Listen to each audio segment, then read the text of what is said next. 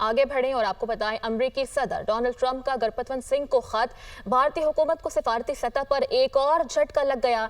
भारत की जानिब से बैनुल-अक़वामी सतह पर खालिस्तान तहरीक को कुचलने की तमाम कोशिशें नाकाम हो गईं।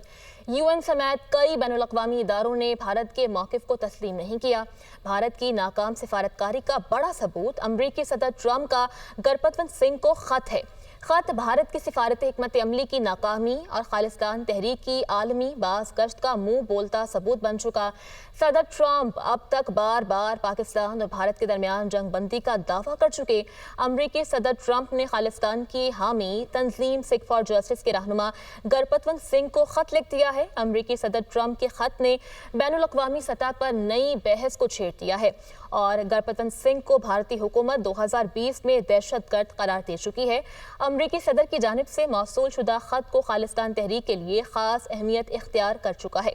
खत में अमरीकी सदर ने वाज़ेह किया कि मैं अपने शहरियों, अपनी कौम और अपनी इक़दार को सबसे पहले रखता हूँ। जब अमरीका महफूज होगा तभी दुनिया भी महफूज होगी। मैं अपने शहरियों के हुकूक और सलामती के लिए लड़ना कभी भी नहीं छोड़ूंगा।